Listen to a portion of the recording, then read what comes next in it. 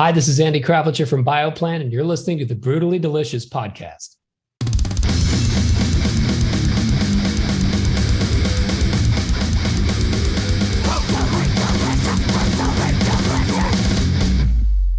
This is the best amp I've ever played through. This meeting is being recorded.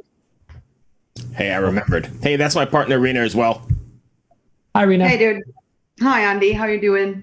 I'm doing great. Cool. Well, thank you for joining us. I really appreciate it. Thank you for inviting me, and thank you for inviting me back after I, missed our last appointment completely. Yeah.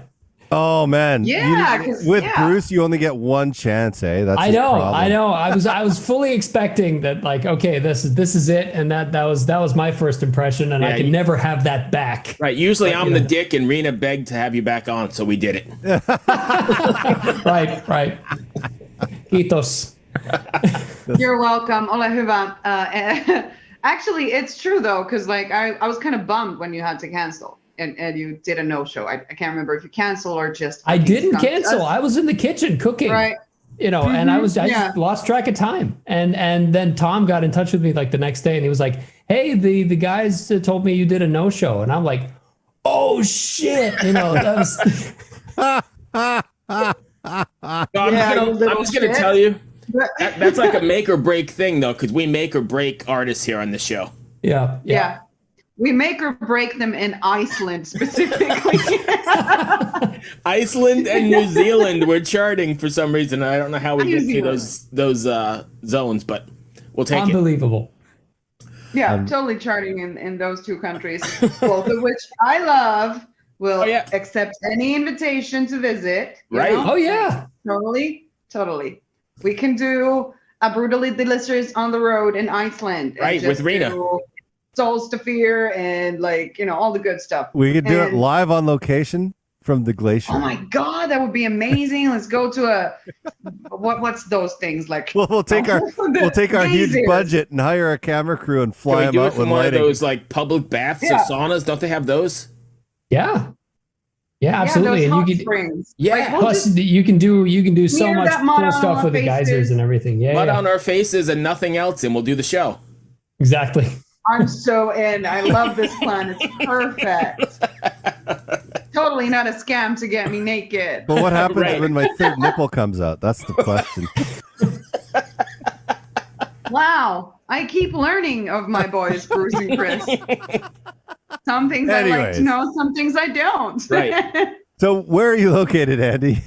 I'm in sunny Stockholm, Sweden, which for the moment is experiencing quite the heat wave. And, we're having some great summer weather.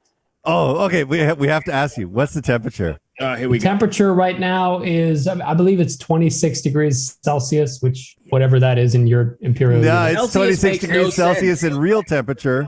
Exactly. That's about 79 Fahrenheit, I think. Celsius makes 0 sense. No.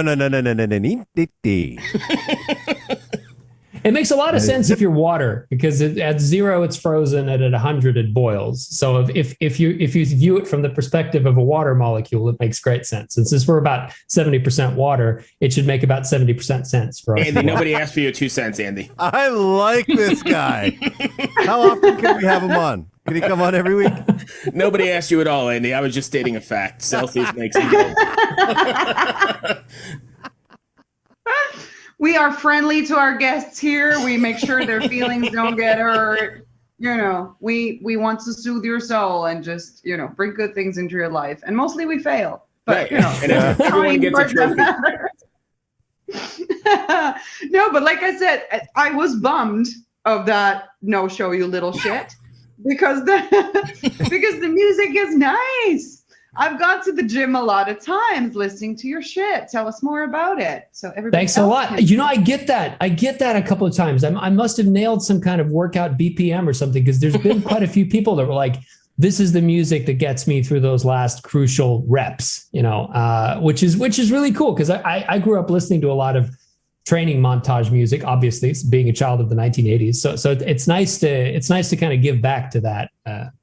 No, there's not a lot to tell. I opened a valve on the side of my head, and this is the stuff that came out from that valve. And I guess it comes from all the music I used to listen to when I was younger, a lot of synthesizer music, which mainly is due to my mom, who got me into Jean-Michel Jarre and stuff like that. And a lot of metal music, which is mostly due to my dad, who got me into Guns N' Roses and stuff like that. So you meld that together and yeah, you get Bioplan.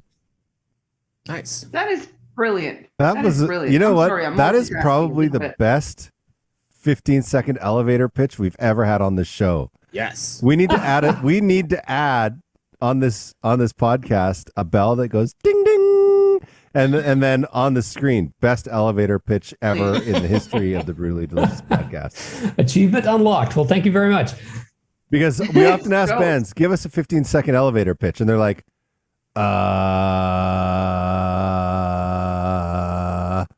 that's it. That's their elevator pitch. So that was good. And like Bruce usually says boardroom pitch. I Yes. don't think people even know what an elevator pitch is or where it comes from. Like, do you, Danny, know? Andy? I'm Danny. I'm sorry. Danny knows. It's like when you're in the elevator and you're in the elevator with the same guy who's going to the penthouse, or actually in Sweden, it's the 11th floor. All of the top CEOs are on the 11th floor because the 11th floor is the maximum height that a ladder truck from the fire department will reach. So they will never go above the 11th floor because they want to get out. And they will send their minions above the 11th floor so they can die, in peace in the fire. So basically, you get in the elevator with the CEO and you're like, I have this great idea, and I know he's only going to the 11th floor. It's going to take him 45 seconds. I have 45 seconds to tell him my idea, and then he's gone forever. I'm never going to see him again. Perfect. And so there you go. That's your elevator pitch. Bingo! And that was the best explanation of that. I've also you should be doing this for a living. You teach? You should be pitching ideas to clients. You should be the one writing Wikipedia articles and just, doing. Well, I do other things. I do other things besides the stuff behind me. So I work as a future strategist and a public speaker. So thanks a lot. Oh, you do work as a public speaker. Okay. I do. Yeah. This makes sense then. This makes sense. I was like, Tina tried to stump you and you ended up stumping her. Well, I got put in my place and I deserved it. And I got called a little shit 5 minutes ago. So it was just my way of giving back. And you deserve that. So, I did. I totally did. The stir fry was awesome, though. So have you ever been on a podcast where the host called you or an interview where the host called you a little shit? No, I can't say. Yeah. I can't say that I have, but it's nice for a change. The tone of the conversation is raw, but there's a lot of heart in it. Do you guys know each other? I love it. I see that you that you work with public speaking and how to put it nicely. That what you're doing is pathetic, but there's a lot of heart in it. So. Less than they do try. Yeah. I'm going to review your podcast. It's a little rough around the edges. A lot of heart in it, so it makes up for it. That is like the nicest way to say, just like, "Oh, bless your soul." Like, that is just, nice try. It's not going to happen, but let me just stroke your hair and hold your hand. But what do you need my 2 cents for? You guys are trending in Iceland and New Zealand. You got it made on opposite sides of the globe. Don't you forget it. Hey man, we've been shared on Blabbermouth. All right, that's how famous we are. That's amazing. Yeah. Oh, really? I actually like to call us the lucky multiple rabbits. times. People do the show and then they sell millions when they after it airs. Why don't I know about that? What the hell? About Blabbermouth? Podcast, because I do too, and the other one is about mental health, and we got mentioned in Seisk, the biggest yellow press gossip shit magazine in Finland. I'm like, all right, my career is done. You've arrived. Got my name in Seisk. Watch out for the paparazzi. They're coming for you. Almost there, because we had a very famous actor as a guest. Mm-hmm. And then they just extracted the least interesting information from that podcast to that gossip story, as in oh, look at Kari Ketonen had trouble making a movie because someone got COVID, and we were also talking about how he's also a psychotherapist with a history of his own in mental health, and gave concrete advice on how to handle anxiety and what happens in your brain. But no, someone in his movie had COVID and they had to postpone for 2 weeks, and that's the news, so stupid. So let's talk about what an idea. Yeah, let's talk about the band. Let's talk about Arcade Dreams. It's been out for what, a couple months now. What's been the response to it so far? The reviews have been really nice. Obviously, it's a pretty niche piece of music, so Bioplan is never going to sell millions. It's an instrumental album full of quite difficult music. It's jazz, it's synth, it mixes a lot of genres and a lot of influences and so on. But for the genre, the response has been great. So rather than looking to sell 50,000 units, but at least we're getting some stuff on Spotify. We're getting some interest. It's garnering me other work on the side, as a guitar player, which was the point with Bioplan, really. So yeah, the response has been great, and we'll see what the future holds. Hopefully, we'll get to make a couple more. Nice. Did you record this yourself at home? That's correct. I recorded it with using this thing at home. So my Soldano SL30 for anybody listening to the audio. So yeah, everything is recorded here in my house. I play all of the instruments except drums because I don't have a drum kit here. So I program the drums as a lot of people do, but all the keyboards are played analog style. All the guitars are played analog style, the bass, everything. Wow. Analog style. Do you mean no edits? I do mean as far as, as much as we can do, no edits. I mean, sometimes you have to do it, but yeah, I mean, try to get through it and try to make it as true to the period as possible. So the idea of this was to make a record that sounds like it was made in the 1980s, which is why it has that mid-forward sound and a lot of open filter synthesizers and everything. It doesn't have that modern metal tone and everything. You know what? So I caught that as soon as I heard this song. I was like, this song has like that mixed on NS10s in the 1980s sound. There you go. That's the first thing I thought of. And I know that's going to go over a lot of listeners' heads, but that's the first thing I was like, this sounds like NS10s in 1980. That was, and I was like, that's really interesting that you said that. You brought that up, that mid-forward sound. Yeah. And I've been working with a great guy. Name is Rich Gray, works in Cambridge. We used to be in a band together called Aeon Zen, and we've known each other for 15 years, and and the guy knows me. So he mixed the record for me. He sent me back like one mix, and there was like 2 comments, and that's it. He destroyed it because he knew exactly what I was looking for and everything. So we used a lot of period correct stuff, period correct guitars, old Jacksons, period correct amplifiers, period correct speakers, T75s, drum machine was a Roland 909, Oberheim synths, all that stuff. Wow. I imagine this music would lend itself towards a soundtrack or movies or TV, even stuff from that time period. I think so, yeah, and eventually it would be really cool to branch out into doing licensed work like that, to do stuff for anything from commercials to indie games to stuff like that. Yeah, like even Stranger Things. Right. I mean, who wouldn't want to be in that? I mean, that band Metallica, they looks like they're going to make it. I mean, they gave them a break there, Totally. They finally got their beat break. Yeah, I mean, did they ever make it out of the clubs? Who knows? Imagine if Kate Bush was never discovered. Thank God for Stranger Things. Yeah. Right. But yeah, I think it would lend itself to that for sure. Absolutely. So that is one of the things I would love to do in the future. Unfortunately, those aren't the kind of opportunities which you can kind of create for yourself. You have to collaborate with other makers of other forms of media. And, if I can do that, I will definitely do it in the future, because I've done a little bit of it before, but nothing really super serious. I'm raising my hand because I want to interject. I have advice on how to do that because I used to do that. That's amazing. So what you need to do is you need to find a composer, somebody who works specifically writing music for film or television. Mm-hmm. And then you create a relationship with them and you send them MP3s, because a lot of people think that composers write every piece of music that goes into a film, but they do not. So there's music directors and there's composers, but oftentimes, like on lower budget stuff like Hallmark movies or horror movies and stuff like that, the composer is the music director. And they'll often be like, oh, I need a metal track here. And they'll just go through their library of tracks from people they know and trust. And they'll toss that in. And the money you make from film and TV is not upfront money, it's royalty money, and it keeps coming in all the time. Interesting. Yeah. Very interesting. Yeah. So that's the way you have to get in. And I only say that because when I was trying to get into that, no one would ever help me figure it out. Never. Until I started being a recording engineer for film and TV. And I started working with a composer, and I started seeing what he was doing, and I was like, oh my God, this is ridiculous. This is all I have to do? Is just create a relationship with someone and send them music? And maybe they use it, maybe they don't. But hey, you get one song in.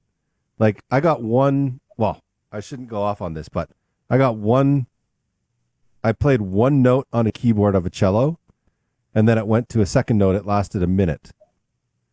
And I make about $500 US a quarter from those two notes. That's unbelievable. If I knew that, I wouldn't have played this many notes on Bioplan, because I think I put all of them in there. Yeah. All of the notes, right. So anyways, you could get your music easily into film and TV. Trust me, it sounds good enough, and it's fucking killer. So that's my awesome. Thanks so much for the tip. That means a lot, because obviously when you don't have a lot of inroads into this, you actually don't know how to make these things happen, which is why, you know, any advice that like the one you have is amazing. So thanks a lot. Is this something that you might take on the road or do live at all, or is this strictly just studio stuff? If I put this on the road, I would have to hire like 7 keyboard players, and I would have to hire 3 guitar players, and I would have to, you know, they would have to learn this stuff, because there's so much going on in this music that if you took the lead guitar out, there would still be, you know, 17 things you can keep track of, right? Because there's a lot of synth going on. So it would have to be like a totally boiled down version of like 4 tracks and, you know, bass, drum, guitar, and I'm not sure it would work then. Or it would have to be the fully fleshed out thing, at which point it would be 75% backing tracks, and then why are you doing it live? Right. So I don't think that the palette of music kind of lends itself to a live situation, but it definitely would lend itself to you know, exactly the stuff you were mentioning before. Okay. So what's the plan with the record then? Well, I actually, you know, I've been a singer in bands for about 17 years now, since the first Seventh Wonder record. And I never chose to be a singer. I never really wanted to be a singer. I became a singer because I played guitar and sang in a band, and I discovered, much to my chagrin, that I do not have the talent to do both of those things well at the same time. So it was either do 2 things with mediocrity or do one thing very well. And unfortunately for me, you know, metal singers are kind of hard to find, whereas guitar players are, you know, you put a plate of cookies on your driveway overnight, and in the morning there'll be like 15 or 16 of them going like, this sound ain't working for me, man. You know, and so they're so easy to discover. So it just became like, okay, well, I'll sing then, and then we'll get a guitar player. And so, and you start singing, you put out an album as a singer, more singing work comes your way. Meanwhile, I've been playing guitar for 27 years, and I don't have a body of work to show for it. So when I go to producers and I go like, hey, can I play guitar on your record? Well, what have you done? Right. Well, I haven't done anything. I've played guitar for 27 years. Well, put out an album and we'll see.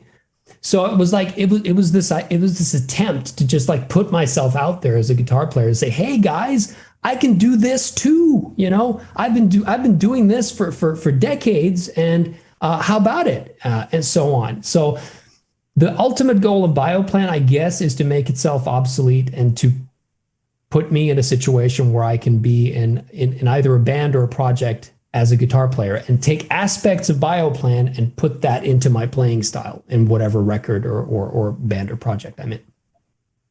Nice. That makes sense. That's really cool. You know, I love the pragmatic approach. It's a very Swedish approach.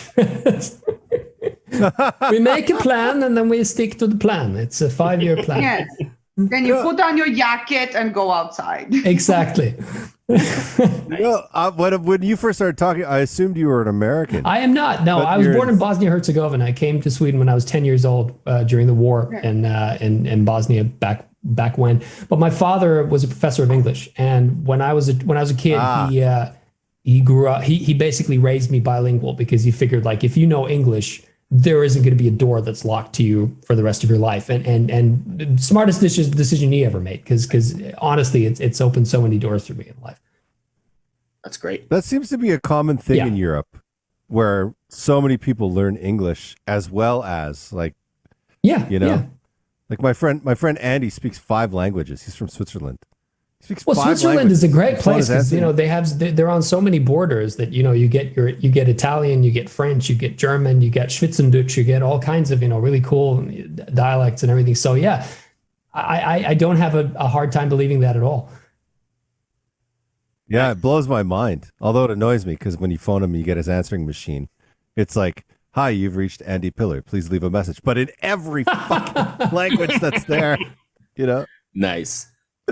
Okay, that's just elitist bullshit. Cut him out of your life. Nice. I'm kidding. I'm sure you're super nice. Dude Miller, what was your name? Anyway, Yeah. that is all I had. Did we miss anything you want to cover? No. I mean, just give the stuff a whirl and let it help you through those last crucial vinegar reps that you need to get your workout done. And come and see me about guitar playing anywhere you want. I'm on all the social media, and let's talk amps and tubes and pentodes and triodes and sweep picking and whatever you guys want. Okay, so before we go, what about the world's huge tube shortage right now? I know, right? This is where you're happy you don't have a Randall Satan that has like 7 12 AX7s in the preamp, and you can have like this one only has 2, this Marshall, and that just makes me like super happy. But yeah, be careful with those tubes, man, because it's going to be a couple of years before they're back in stock. Absolutely. Okay.